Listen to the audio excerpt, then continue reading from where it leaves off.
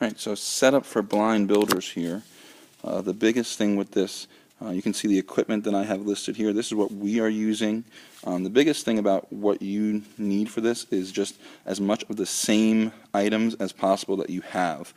So if you don't have a lot of something, it wouldn't be good to include it as in this activity. We have a lot of all of these pieces of equipment.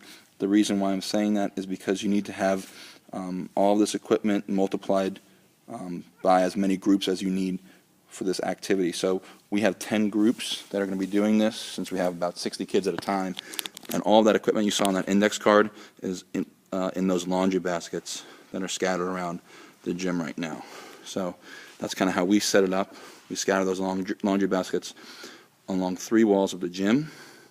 They all have the same piece of equipment, identical pieces of equipment, and everything matters: color, size, everything. So make sure that you have that squared away. Also,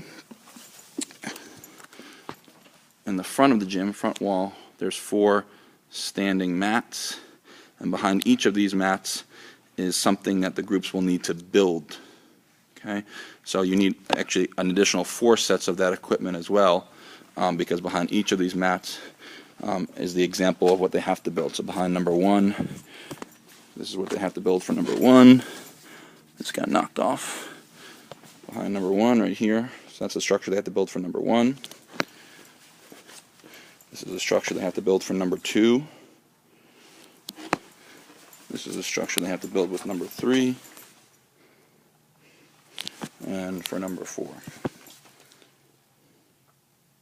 So that's pretty much how it works. Basically, is you're going to have one person from your group that's going to be the runner, and the rest of the members of that group are going to be the builders. So the runner is the only person that can leave a group's home base right here and then run over to whatever number they happen to be on. So the runner is the only person that can go back and forth between the mat and their group. The runner gets to go behind, see what it looks like, take a peek, kind of take a mental picture, and then they can bring that information back to their group members over here who will do the building. The runners themselves, they can't actually touch any of the equipment, so they have to communicate effectively to their group members.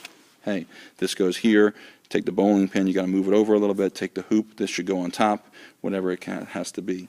But they themselves, the runners, cannot touch anything. They have to communicate that effectively to their group members, and the group members are the ones that are doing the building. And that runner can go back and forth as many times as they want. There's no limit on that. So if they forget something, they'll run back and bring some more information back to their team. When the group thinks they have done and completed it, they'll call me over and I will check them.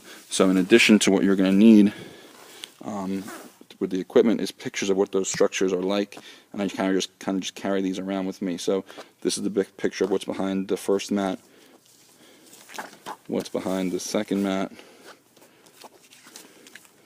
what's behind the third mat, and what's behind the fourth mat.